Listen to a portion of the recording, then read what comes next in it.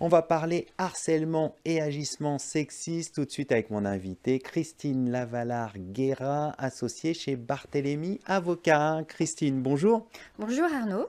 Commençons par mettre les termes du sujet. Comment la loi française définit-elle le harcèlement et les agissements sexistes? Alors, le harcèlement sexuel et les agissements sexistes, mais le harcèlement sexuel recouvre une grande diversité de propos et de comportements. On a des formes très variées.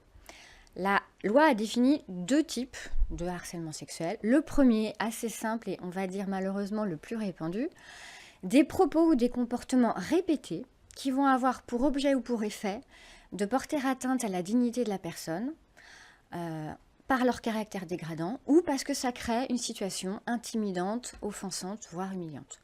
En pratique, c'est souvent des comportements grossiers à connotation sexuelle, des remarques sur la tenue ou le physique, voire, mais de manière plus rare, des contacts légers, des plaisanteries inappropriées.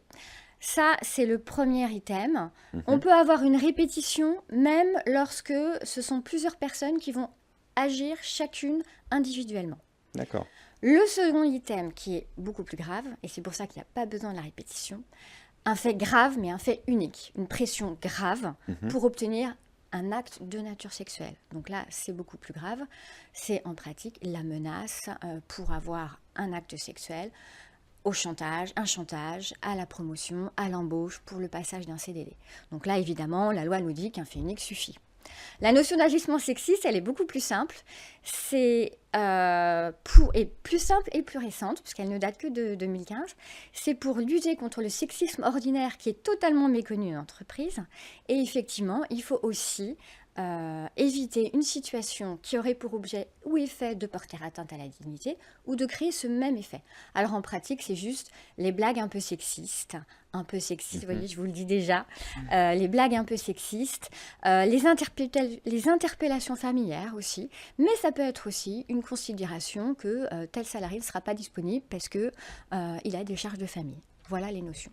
Donc maintenant, on a les définitions en tête. Comment le cadre législatif a évolué sur cette question du harcèlement et des agissements sexistes au travail? Alors l'évolution que j'ai choisi juste d'évoquer rapidement parce que c'est la principale à mon sens, depuis 2019, on a, et c'est une très bonne idée, on a un référent harcèlement sexuel en entreprise. Et que fait ce référent? Alors ce référent, il y en a un côté direction, obligatoire dans les entreprises de moins de 250, évidemment on a tout intérêt à le prévoir même si on est plus petit. Bien sûr. Côté direction, il va sensibiliser, former les salariés. Et il va évidemment participer à mettre en place une enquête. En pratique, ça va être le représentant, souvent d'un membre de la direction des ressources humaines, qui va vraiment avoir ce rôle dédié. On a aussi un représentant côté CSE. Donc dès que vous avez un CSE, vous avez l'obligation de nommer parmi ses membres un représentant référent harcèlement, qui lui en pratique va plutôt alerter l'employeur quand il aura connaissance de faits et participer à l'enquête. Voilà ces deux référents qui en pratique sont des acteurs au quotidien. On comprend que les entreprises vont jouer un rôle crucial pour prévenir ces situations de harcèlement ou les agissements sexistes. Quelles sont les obligations légales qui pèsent sur les employeurs en la matière? Alors l'obligation principale, c'est l'obligation de prévention, qui est une obligation générale, de tout faire pour Empêcher. s'assurer de la santé physique et mentale de ses salariés et donc de prévenir tout harcèlement. Donc l'obligation est forte, il faut prévenir tout harcèlement, empêcher un harcèlement sexuel. Bon, en pratique, elle se décline avec un triptyque d'actions de prévention, de communication et de mise en place d'une organisation adaptée. On va avoir aussi l'obligation de communiquer à un stagiaire, à un candidat à l'embauche lors de l'entretien, entre guillemets, toutes ces obligations. Et on va avoir un panel d'informations par affichage dans les locaux, sur le site internet, parce qu'on va rappeler la définition du harcèlement sexuel, les actions civiles et pénales qui sont ouvertes aux victimes, et surtout, très important, les coordonnées de tous les acteurs pour que le salarié sache à qui s'adresser. Alors, vous venez de rappeler justement le rôle de l'entreprise en matière de prévention face à ces risques, mais comment l'entreprise peut-elle mettre en place une politique efficace de prévention d'actes de harcèlement ou d'agissements sexistes? Alors c'est tout l'enjeu aujourd'hui. À l'heure du MeToo, dont tout le monde parle beaucoup, mais qui est pour cause, C'est toujours prégnant. qui est toujours prégnant, c'est plus seulement une obligation légale que d'avoir une politique efficace de prévention du harcèlement, c'est devenu un véritable enjeu social dont les entreprises doivent se saisir. Alors la clé d'une politique efficace, c'est évidemment l'implication de tous les acteurs, Bien sûr. la concertation. Évidemment, l'entreprise a l'obligation de prévention, mais c'est quand même l'affaire de tous. L'entreprise, elle se doit de mettre en œuvre et surtout de faire place d'une ingénierie afin de mettre en place des outils adaptés et de les déployer dans l'entreprise. C'est quoi des outils adaptés? Alors les outils adaptés, les principaux, il y en a deux. Il y a ce qu'on appelle la phase d'évaluation des risques. Au même titre que d'autres risques dans l'entreprise, on va évaluer les risques en matière d'harcèlement sexuel et d'agissement sexiste. On va donc remplir dans le document unique d'évaluation des risques, dans le plan de prévention. On peut évidemment inviter les autres acteurs à participer à cette construction de l'évaluation. Le principal outil aujourd'hui pour sécuriser les pratiques de l'entreprise, ça va être ce qu'on appelle un guide pratique, une procédure d'élaboration de comment je signale un traitement ou comment je signale et comment je traite un harcèlement sexuel. Donc on va définir les modalités de l'enquête, la question de la confidentialité, de la protection des témoins, comment on va faire, etc. Et en pratique aujourd'hui, ça s'inscrit dans une espèce de charte éthique où l'employeur va afficher sa vision. Il va évidemment afficher les valeurs de l'entreprise qui sont de lutter contre le harcèlement sexuel et plus généralement contre toute violence au travail. Et voilà, ça va être un guideline pour aider les entreprises et les salariés à savoir se saisir de cette question.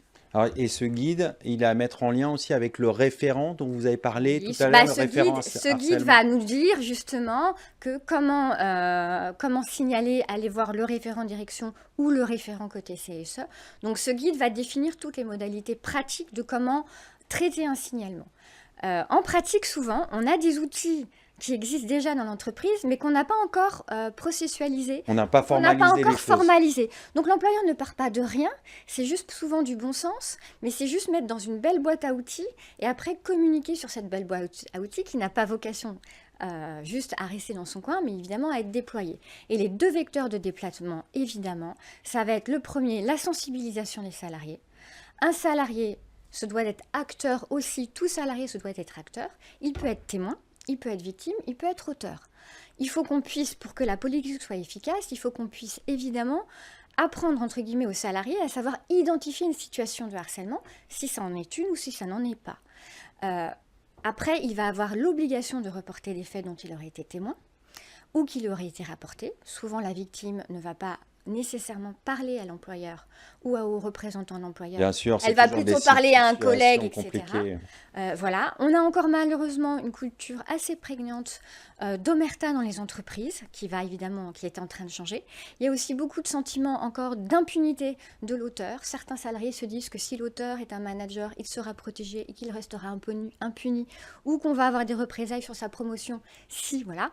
Et évidemment, le témoin doit être protégé et protégé par la loi. Donc ça, c'est le premier outil.